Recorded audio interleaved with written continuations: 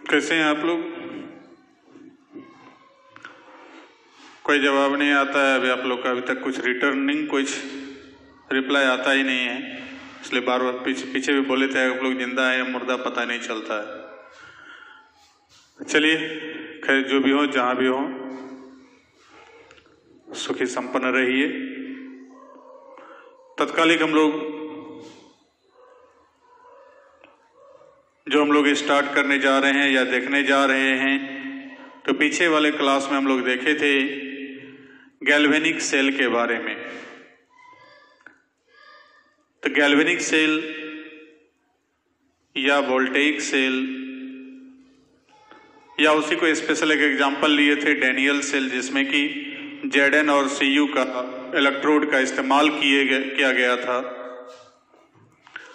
तो उस Daniel cell का स्ट्रक्चर देख लिए थे, उसका फंक्शन देख रहे थे।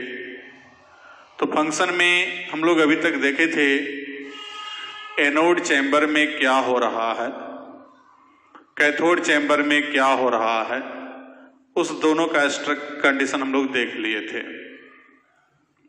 परंतु हम लोग ये नहीं देख पाए थे अभी, जो पिछले क्लास में चर्चा किए थे कि अभी कंप्लीट नहीं हुआ है, उसी को कंप्लीट हम लोग यहाँ देखने आए हैं कि सेल का फंक्शन जो है पूरा कंप्लीट होना चाहिए। तो उसमें से एक घटक वहां बचा रह गया था, वो था आपका साल्ट ब्रिज या लवण सेतु।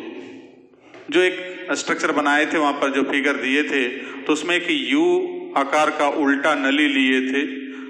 उस नली में कुछ लिक्विड केमिकल वहां डाले थे, जो लिखाए थे वहां पर कि या तो KCl या KNO3 या NH4NO3। इसके साथ में हमको अगर नाम का केमिकल सब्सटेंस का मिक्सचर वहां पर मिला करके और उसके बाद उसमें डालते हैं, और डालने के बाद उस ट्यूब को उल्टा लटका के रखते हैं, जिसके पश्चात जाके हमको वहां पर सेल कार्य करता है। वो साल्ट ब्रिज क्या करता है, तो उसके बारे में हम लोग यहाँ पर जानने के लिए आए हुए हैं। भी पहले हम लोग यहाँ पर देखें कि साल्ट ब्रिज क्या है और साल्ट ब्रिज का फंक्शन क्या है। ये दोनों चीज यदि हम लोग देखते हैं तो वैसे कंडीशन में हमें आराम से सब कुछ क्लियर पता चल जाएगा कि सेल कैसे कार्य करता है। अगला बात हम लोग यहाँ पर देखेंगे कि वो अगर क्या है। अगर आप लोग के लिए एक नया पदार्थ है, तो वो भी एक केमिकल सब्सटेंस है, जिसमें बोले थे कि जेली के समान, मतलब लसलसा पदार्थ है, गोंद के समान पूरा लट्ठा टाइप का रहता है। तो वो पदार्थ कहाँ से प्राप्त किया, तो कहता है कि उसको हम लोग प्राप्त करते हैं, यदि बायो के स्टूडेंट होंगे तो आप पढ़े होंगे शैवाल के बारे में, या 10th तक में भी पढ़े होंगे। शैवाल और कवक तो लगभग सब जानता है, जो काई वगैरह सब लगता है, कजली सब धान के खेत सब में भी लगता है, तो वो सब क्या है, शैवाल ही है। तालाब के नीचे भी, तलहटी में भी रहता है, जो फिसलते हैं तालाब में जाकर के हम लोग वहां पर, तो वहां पर हरा टाइप का कुछ शैवाल सब पाया जाता है। तो वो शैवाल में से, उसी में से एक प्रजाति उसका शैवाल का है रेड अलगी, लाल शैवाल। उसी लाल शैवाल से प्राप्त किया जाता है केमिकल सब्सटेंस को। उस केमिकल सब्सटेंस का नाम क्या है, तो अगर। तो उस अगर को हम लोग यहां पर देखेंगे। इसके अलावा ये तो परिभाषा होगा उसका साल्ट ब्रिज का, लवण सेतु का। अब लवण सेतु काम क्या क्या करता है, या उस चैम्बर में, दोनों चैम्बर में और कुछ घटना घटित होता है क्या, इन सारे प्रश्नों का उत्तर अभी जस्ट हम लोग अगले टॉपिक में देखने जा रहे हैं। तो वहां पर हम लोग चालू करते हैं। तो साल्ट ब्रिज के रूप, साल्ट ब्रिज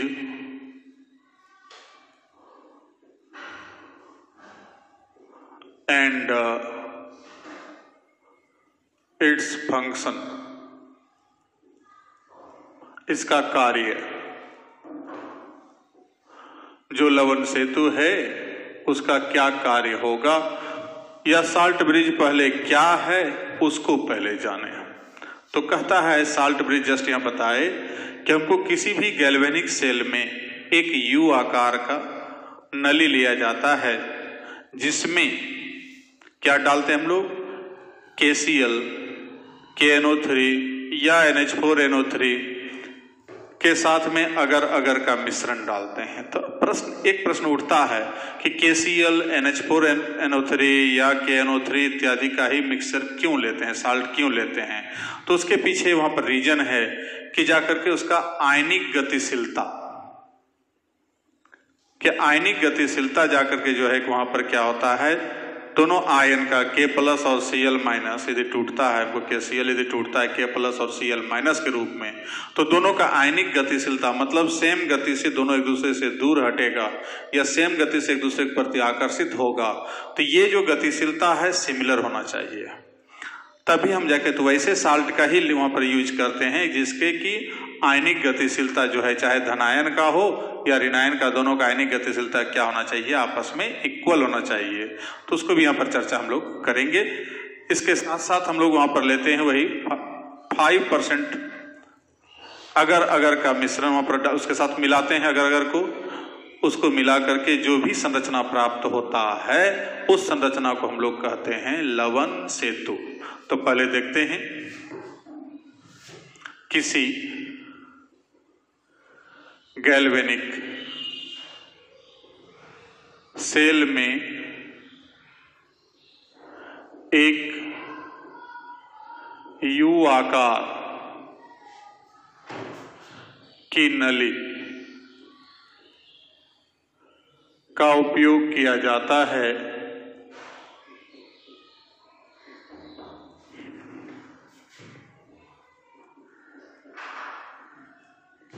इस नली में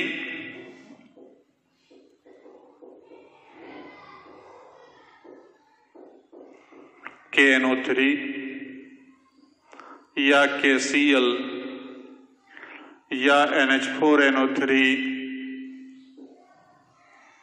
तथा 5% अगर अगर विलियन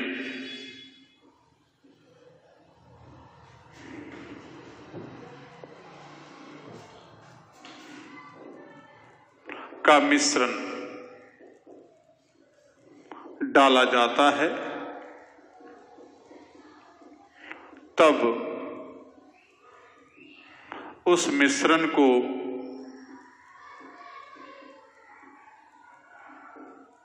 गर्म कर सांद्रित किया जाता है। सांद्रित मतलब गाढ़ा बनाया जाएगा।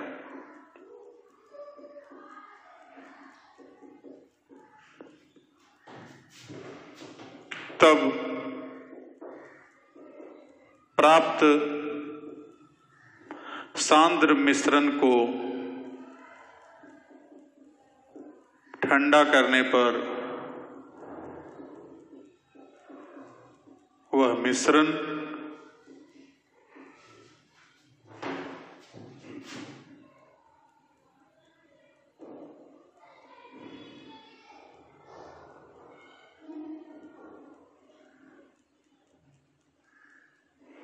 अर्धठोस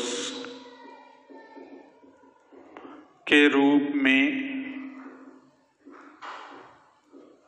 जम जाता है,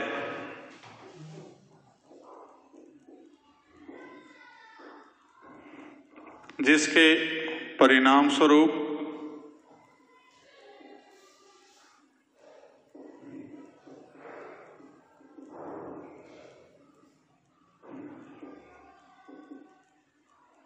उस नली को उल्टा लटकाने पर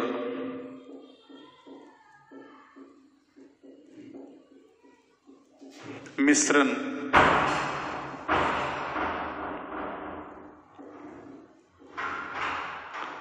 नीचे नहीं गिरता है।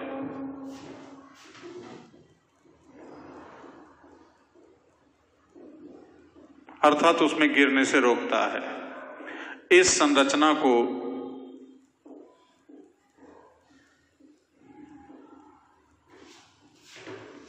लवन सेतु, साल्ट ब्रिज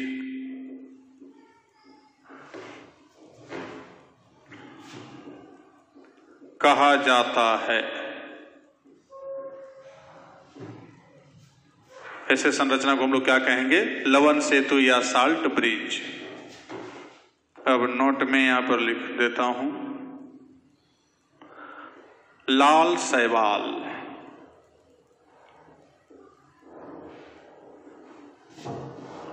रेड अलगी से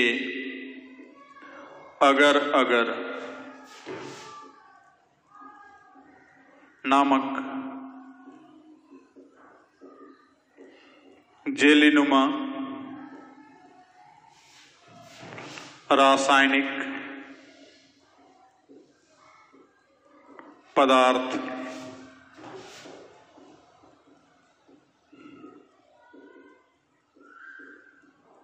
प्राप्त किए जाते हैं।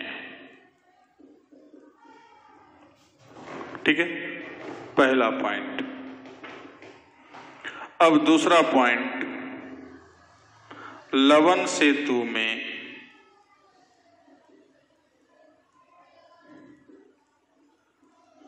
KCl या KNO3 या NH4NO3 इत्यादि जैसे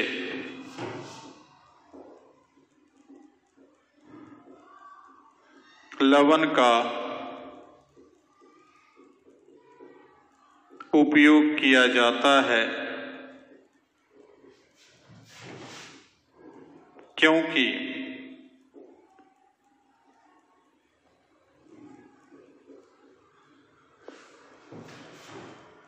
ऐसे लवण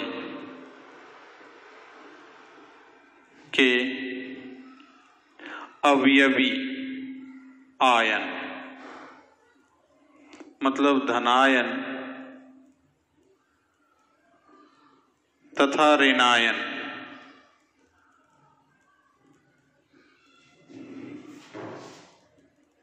का आयनिक गतिशीलता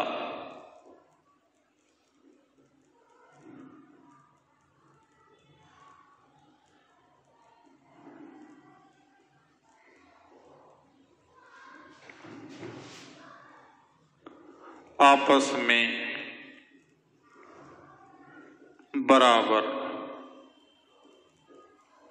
होते हैं। तो इसका आयनिक गतिशीलता आपस में बराबर होगा।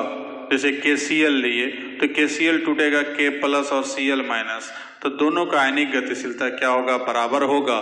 इसी कारण इसका इस्तेमाल करते हैं ताकि आसानी से बराबर हट भी जाए और आपस में जुट भी जाए। तो यह हटने और जुटने का प्रक्रिया जो है दोनों का बराबर रफ्तार के साथ हो, तो जिसके परिणाम स्वरूप सेल में कार्य करने में कहीं कोई परेशानी नहीं होगा, इसलिए इसका इस्तेमाल किया जाता है। तो ये था लवन सेतु किसको कहते हैं वो हमको मालूम हो गया। अब इसके बाद हम लोग देखते हैं इसका कार्य क्या है।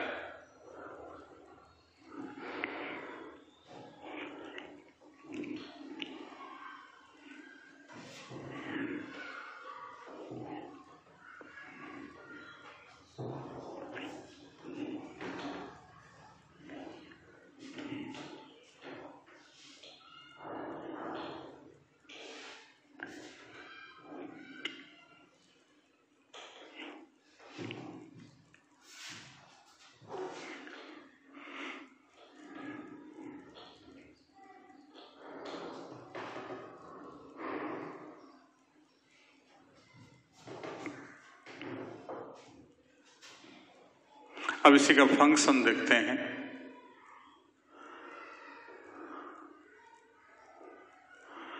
तो फंक्शन क्या है इसको देखें। तो चूंकि किसी गैल्वेनिक सेल के दोनों कोष्ठक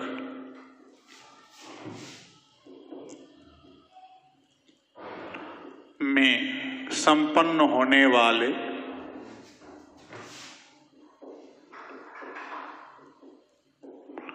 प्रक्रियाओं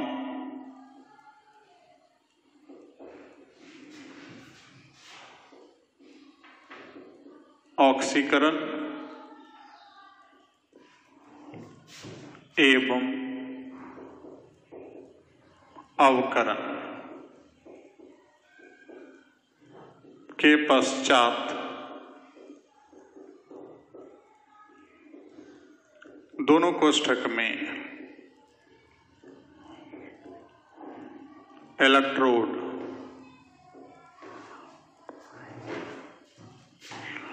आवेशित हो जाते हैं। जो हम लोग पीछे देख चुके हैं पिछले क्लास में कि जो एनोड प्लेट है वो ऋणावेशित हो जाता है और कैथोड प्लेट धनावेशित हो जाता है, जबकि दोनों कोष्ठक के विलयन भी आवेशित हो जाते हैं। ठीक है, विलयन भी क्या होगा, आवेशित हो जाएगा, जिसके परिणाम स्वरूप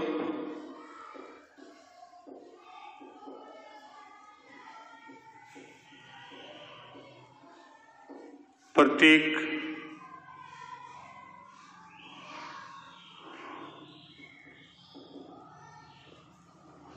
कोष्ठक में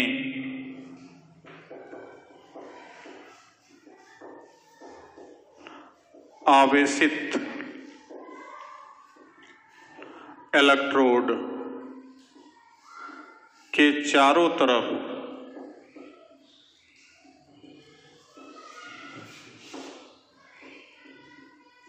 विपरीत आवेश युक्त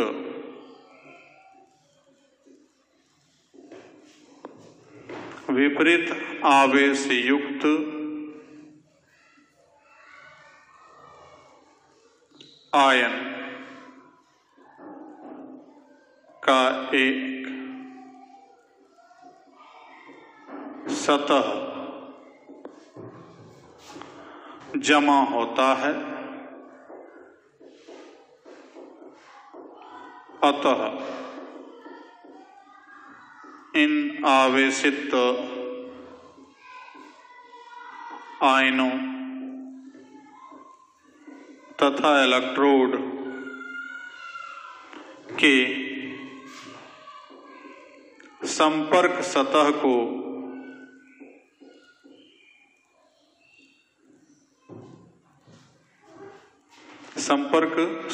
को डबल हेल्महोल्ट्ज लेयर कहा जाता है। डबल हेल्महोल्ट्ज लेयर कहा जाता है। जैसे यहां पर हम लोग एनोड चैम्बर है, एक बार फिर याद ताजा करा दें कि एनोड चैम्बर में हम लोग ने पिछले क्लास में देखा था कि यहां पर Zn का प्लेट लिया गया था, जिसमें प्लेट पर इलेक्ट्रॉन उपस्थित था, जबकि घोल में Zn+2 आयन प्रेजेंट था। बोले थे वहां पर धात्विक आयन जो है घोल में पहुंच जाता है। दूसरी तरफ कैथोड चैम्बर में भी उसी प्रकार से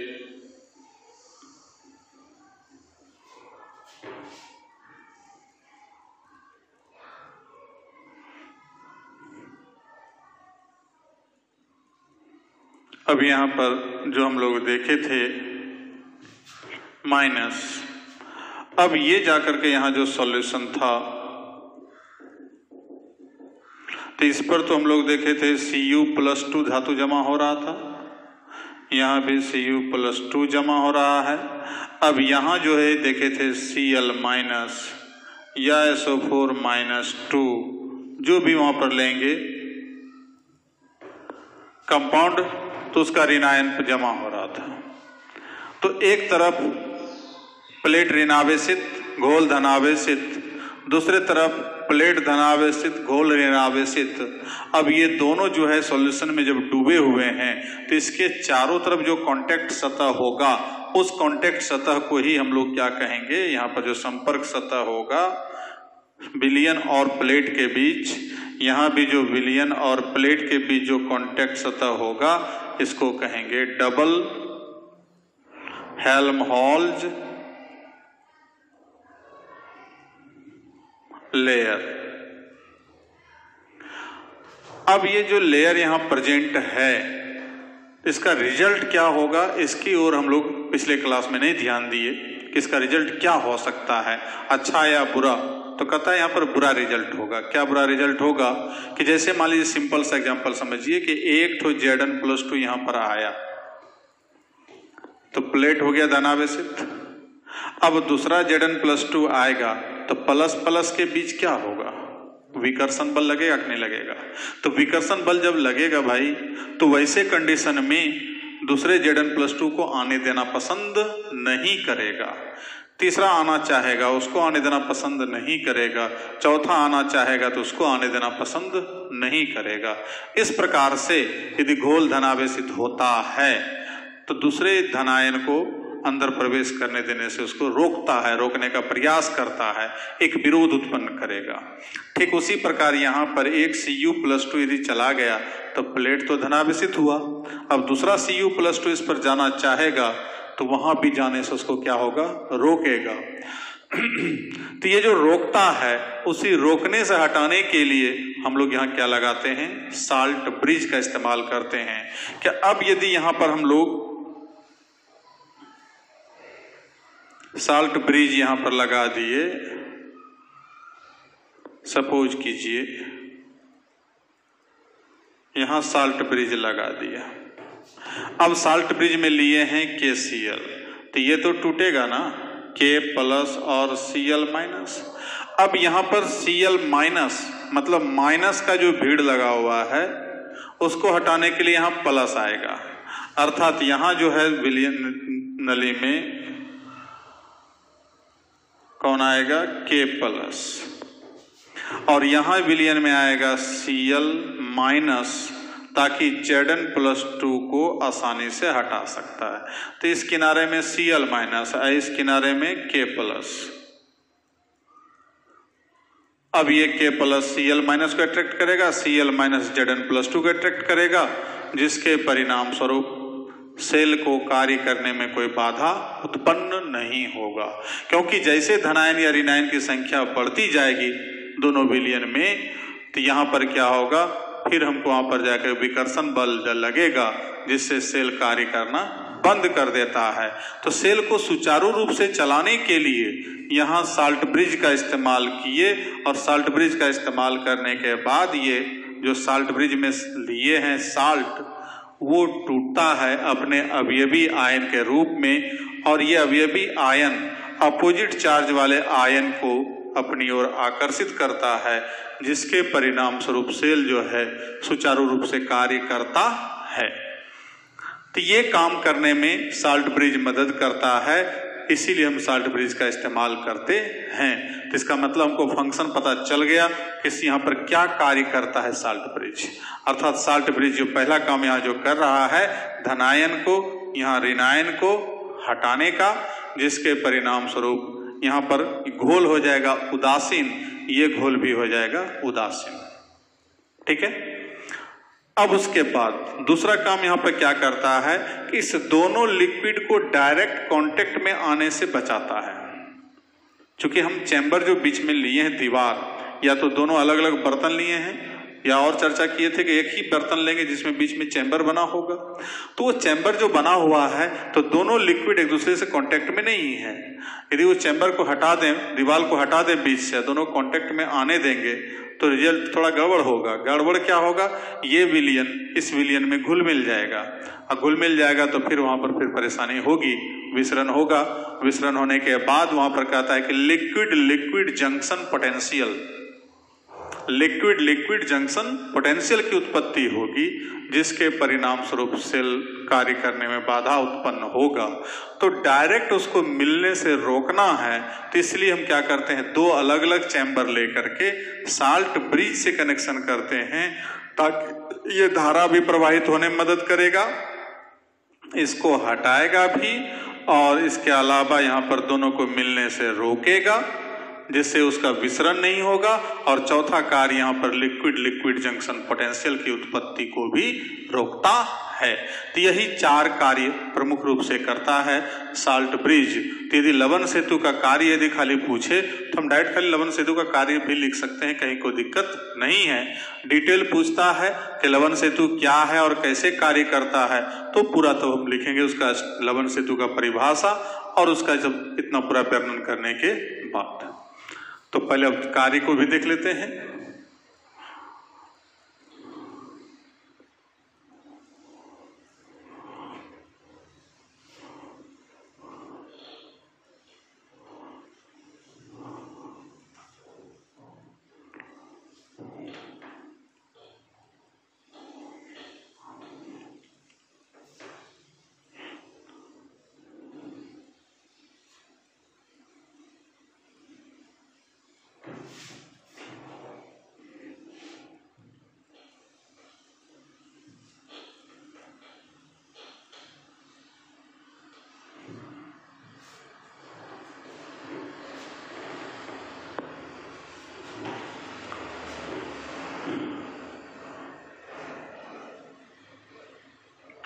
अतः लवण सेतु निम्नांकित कार्य संपन्न करते हैं।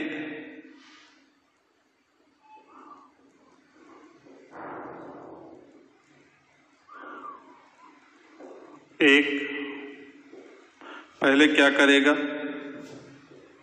दोनों कोष्ठक में उपस्थित धनायन तथा ऋणायन को अपनी ओर आकर्षित कर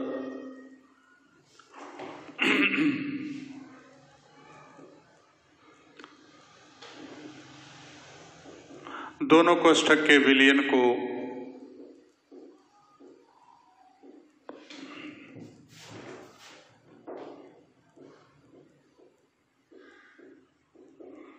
उदासीन बनाता है, पहला काम।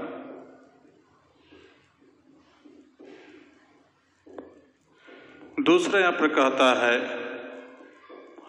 दोनों विलयनों के बीच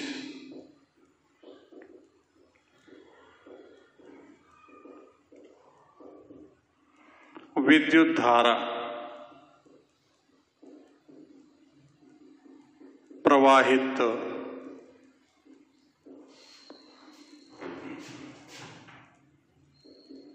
होने में मदद करता है।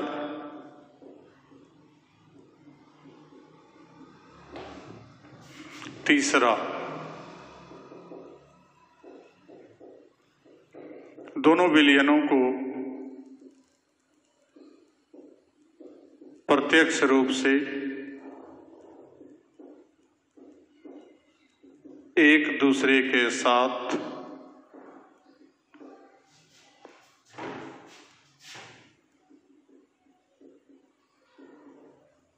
विसरित होने से, विसरित मतलब डिफ्यूजन,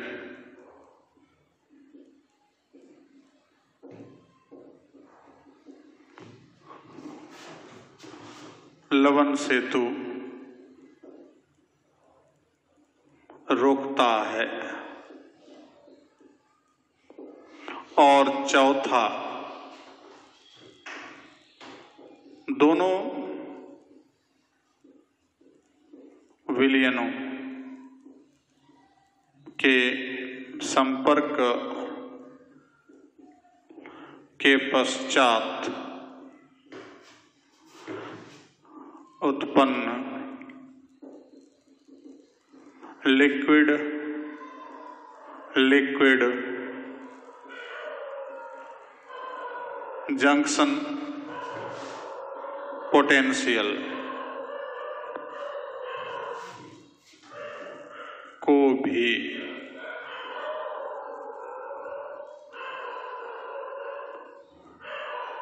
लवण सेतु रोकता है। इस प्रकार यह सेल को लगातार कार्य करने में मदद करता है।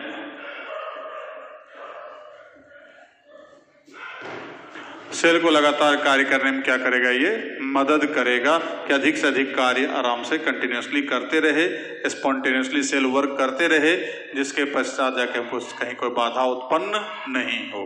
ठीक है। अब यहाँ पर हम लोग को एक टर्म आया लिक्विड लिक्विड जंक्शन पोटेंशियल, वो क्या है तो उसको अलग से देख लेते हैं नोट में।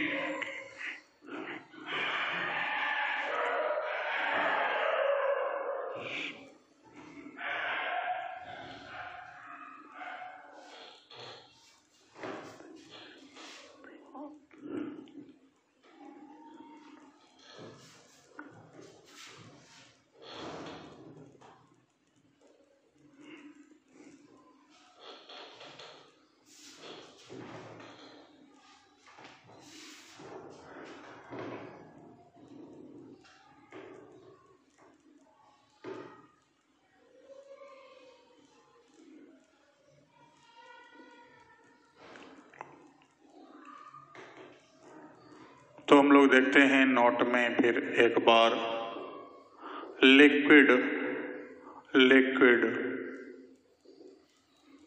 जंक्शन पोटेंशियल, बस एक लाइन में इसको परिभाषित कर दें कि जब किसी दो वैद्युत अपघट्य के विलयन को एक दूसरे के संपर्क में लाया जाता है,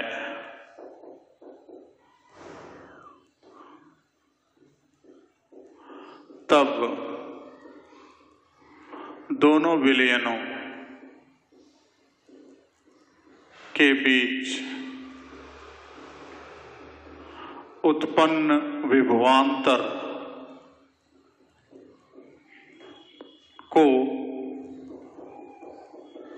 लिक्विड लिक्विड जंक्शन पोटेंशियल